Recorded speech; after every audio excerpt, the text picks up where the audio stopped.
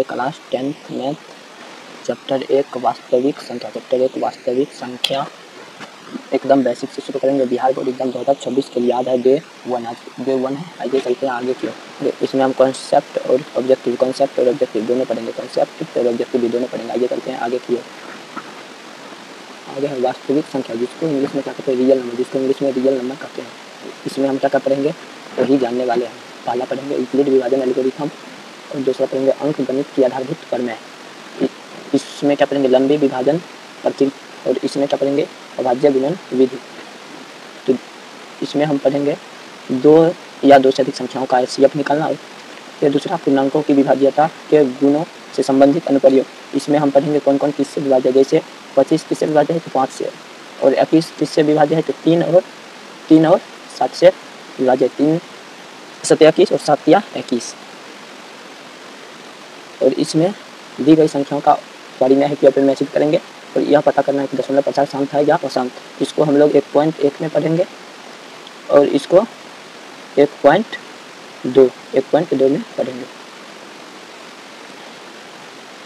इससे ऑब्जेक्टिव और 2 मार्क्स पूछता है और इसमें एक लॉन्ग क्वेश्चन और 2 मार्क्स वाला इससे बनता है। इससे आइए चलते हैं आगे की ओर।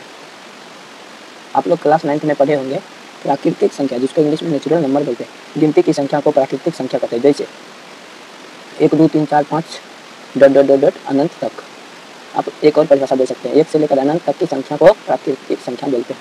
दूसरा है पूर्ण संख्या, जिसको इंग्लिश में होल नंबर बोलते हैं। होल नंबर 0 से लेकर अनंत तक की संख्या को पूर्ण संख्या कहते हैं, जैसे 0 1 2 3 4 5 ... अनंत तक जाएगी। अगला है पूर्णांक संख्या,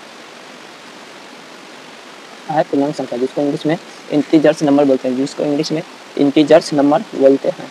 जब पूर्ण संख्या को धनात्मक और ऋणात्मक चिन्हों के साथ दर्शाया जाता है तो इनसे बने समूह को पूर्णांक संख्या कहते हैं। जैसे ये इधर से 0 से लेकर 0 1 क्या है उदासीन पूर्णांक है, 0 उदासीन पूर्णांक है। और 0 के बाद 1 से लेकर अनंत तक की संख्या को धनात्मक पूर्णांक कहते हैं। और 0 के ऋणात्मक साइड, 0 के विपरीत साइड, 0 के आगे वाले सभी संख्याएं धनात्मक पूर्णांक कहलाते हैं। 0 के छोड़ के उसके बाद 0 के पीछे वाले सभी संख्याएं क्या कहलाते हैं, ऋणात्मक पूर्णांक कहलाते हैं। जिसमें माइनस लगा हो उसको ऋणात्मक पूर्णांक कहते हैं। आइए आगे चलते हैं। सभी प्राकृतिक संख्याएं पूर्ण संख्या होती है। सभी प्राकृतिक संख्या क्या होती है, पूर्ण संख्या। उसके बाद सभी पूर्ण संख्या प्राकृतिक संख्याएं नहीं होती है। जैसे यहाँ पे देखिए 1 से लेकर अनंत तक, इसमें क्या है 1 से लेकर अनंत तक है तो सभी प्राकृतिक संख्या क्या होते हैं, पूर्ण संख्याएं होते हैं। उसके बाद देखिए सभी पूर्ण संख्याएं प्राकृतिक संख्या नहीं है, क्योंकि इसमें 0 है, इसमें क्या है 0 नहीं है। ये सब है मगर क्या है 0 नहीं है, इसीलिए सभी पूर्ण संख्याएं प्राकृतिक संख्या नहीं होती है और प्राकृतिक संख्याएं पूर्ण संख्याएं होती है। और ये आगे चलते सभी पूर्ण संख्या पूर्णांक संख्या होती है। सभी पूर्ण संख्या क्या होती है, पूर्णांक संख्या। उसके बाद क्या सभी प्राकृतिक संख्याएं पूर्णांक संख्या होती है। सभी प्राकृतिक संख्या में क्या होती है, पूर्णांक संख्या होती है। और ये आगे चलते अभाज्य संख्या, जिसको इंग्लिश में प्राइम नंबर बोलते हैं। अभाज्य संख्या वैसी संख्या जो स्वयं और एक के अलावा किसी और संख्या से विभाजित नहीं हो, उसे अभाज्य संख्या कहते हैं। जैसे 2 क्या है 1 और 2 से अभाज्य होगा। उसके बाद 3 क्या है 1 और 3 से अभाज्य होगा। उसके बाद 5 किससे अभाज्य, 1 और 5 से। इसी प्रकार चलता रहेगा। इसके बाद क्या है 2 सम संख्या और अभाज्य संख्या भी है। 2 सम संख्या और अभाज्य संख्या भी, ये क्या है 2 सम संख्या भी है और क्या है अभाज्य संख्या भी है। सबसे छोटी अभाज्य संख्या 2 है। सबसे छोटी अभाज्य संख्या क्या है 2। उसके बाद है 1 से 100 तक में कुल 25 अभाज्य संख्या। 1 से 100 तक में कितने अभाज्य संख्या है 25। यहाँ से ऑब्जेक्टिव बनता है यहाँ से भाज्य संख्या वैसी संख्या जो स्वयं और एक के अलावा किसी और संख्या से विभाजित हो, उसे भाज्य संख्या कहते हैं। जैसे 4 6 8 9 10।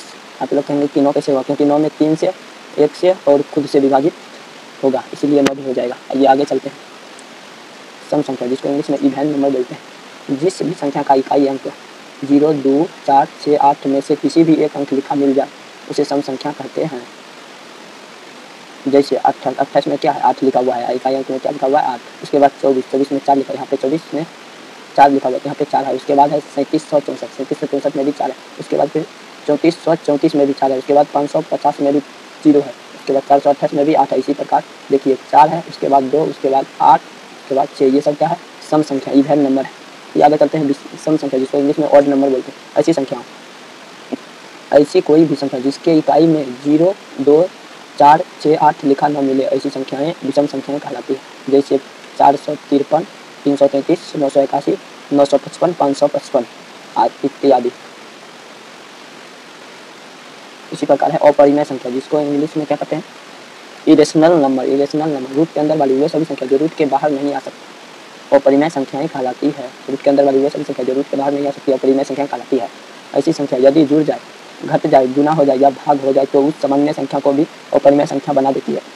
जैसे √2 या क्या रूट के अंदर से बाहर नहीं आ सकता है, उसके बाद √5 भी नहीं। उसके बाद यहाँ पे एक बार और देख लीजिए, ऐसी संख्या यदि जुड़ जाए, घट जाए, गुना हो जाए या भाग हो जाए तो उस सामान्य संख्या को भी अपरिमेय संख्या बना देती है। जैसे √2 यह बाहर नहीं हो सकता, अगर इसमें कोई संख्या जुड़ जाए, परिमेय संख्या जुड़ जाए तो क्या हो जाएगा, अपरिमेय संख्या हो जाए। जैसे 3 + √7 यह भी क्या है, अपरिमेय संख्या। उसके बाद 3 + √7 ये क्या है, अपरिमेय संख्या। उसके बाद √7/3 ये क्या है, अपरिमेय संख्या। 3 गुना √7 ये क्या है, अपरिमेय संख्या। ये आगे चलते हैं, यहाँ पे होगा परिमेय संख्या। परिमेय संख्या जिसको इंग्लिश में इरेशनल नंबर बोलते हैं। रूट के अंदर वाली वे सभी संख्याएं जो रूट के बाहर नहीं आ सकती, ऐसी सभी संख्याएं को छोड़कर जितनी भी संख्याएं बचती वे सभी संख्याएं परिमेय संख्याएं कहलाती है। जैसे 2, 2.7, 54/59 क्या हो जाएगा, 54/59 और क्या हो जाएगा 22/7, √4। आप लोग कहिएगा 22/7 पाई एक अपरिमेय संख्या है तो 22/7 भी तो अपरिमेय, क्योंकि पाई का मान लगभग 22/7 है, न कि करेक्ट 22/7 है, इसीलिए पाई क्या है, अपरिमेय और 22/7 क्या है, परिमेय है। ये आगे चलते हैं। देखिए सौभाज्य संख्या को प्राइम नंबर, जिसको इंग्लिश में क्या कहते हैं, को ऐसी संख्या जिसकी एचसीएफ 1 हो, ऐसी संख्या जिसकी एचसीएफ 1 हो। जैसे 15 और 16, 13 और 20, 5 और 9, 17 और 19। ये इसका हम एचसीएफ निकाल कर बताते हैं। 15 और 16 का एचसीएफ निकालेंगे तो क्या हो जाएगा 3, उसके बाद 5, उसके बाद 5 निकालेंगे 1, उसके बाद 16 निकालेंगे 2 से 8, फिर 2 से 4, फिर 2 से 2, फिर 2 से 1। यह क्या 15 बराबर 3 गुना 5, उसके बाद 16 बराबर 2 का पावर 4। यहाँ पे कोई कॉमन नहीं है, सिर्फ क्या है, एक कॉमन है, इसलिए इसका एचसीएफ क्या होता है, एचसीएफ 900 कितना हो जाएगा 1, इसलिए क्या है, यह सौभाज्य संख्या। इसी प्रकार आप लोग ये सब को भी निकाल लीजिएगा। अब हम जो टॉपिक अभी पढ़े हैं उससे रिलेटेड क्या देखेंगे, ऑब्जेक्टिव। ये चलते हैं आगे की ओर। निम्न में कौन सी अभाज्य संख्या, निम्न में कौन सी अभाज्य संख्या है, यहाँ पे क्या हो जाएगा, अभाज्य संख्या 13, क्योंकि 27 में 1 से 3 से उसके बाद 9 ये सबसे भाग लग जाएगा। 13 में सिर्फ क्या लगेगा, 1 और खुद से, मतलब कि 13 से। 35 में भी 1, 5, उसके बाद 7, इसमें क्या लग जाएगा 1, 2, इसी प्रकार लग जाएगा। इसलिए ये सब क्या है, अभाज्य संख्या नहीं है, 13 अभाज्य संख्या है। ये आगे चलते हैं। निम्न में कौन सी अभाज्य संख्या है, निम्न में कौन सी अभाज्य संख्या है, तो इसमें क्या हो जाएगा, 91 नहीं होगा, 213 नहीं होगा, 501 नहीं है, सिर्फ 41 में क्या होता है 1 और 41 से भाग लगता है। आगे चलते हैं। निम्न में कौन अपरिमेय संख्या नहीं है, निम्न में कौन अपरिमेय संख्या नहीं है, अपरिमेय संख्या नहीं है तो क्या हो सकता है, परिमेय संख्या, मतलब कि निम्न में कौन परिमेय है, अपरिमेय नहीं पूछ रहा है। निम्न में से कौन अपरिमेय संख्या नहीं है, अपरिमेय संख्या नहीं है तो मतलब परिमेय संख्या। तो पाई क्या है, अपरिमेय संख्या। √7 हम पीछे बोले थे, √7 क्या है, अपरिमेय संख्या। उसके बाद √2/√5 तो ये बाहर नहीं आ सकता, ये बाहर नहीं, √2 का अंदर ही रहेगा, ये फिर रूट के अंदर रहेगा, बाहर नहीं आ सकता। तो ये हम तीसरा ऑप्शन नंबर डी देखते हैं। ऑप्शन नंबर डी है क्या है, √75/√48। इसको हम लिख सकते हैं 3 गुना √3 गुना √25, मतलब कि 25 × 75। उसके बाद √48, तो इसको लिख सकते हैं 3 गुना 16, इसको लिख सकते हैं तो 3 गुना √3 गुना √25/√3 गुना √16। ये √3 से √3 कट जाएगा, तो उसके बाद क्या बचेगा 3 गुना 25 को क्या लिख सकते हैं, 25 को लिख सकते हैं 5 गुना 5। उसके बाद क्या लिख सकते हैं, रूट में 4 गुना 4, तो 3 गुना 5/4 क्या हो जाएगा 15/4, जो कि क्या है परिमेय संख्या, इसीलिए ऑप्शन डी इसका राइट आंसर हो जाएगा।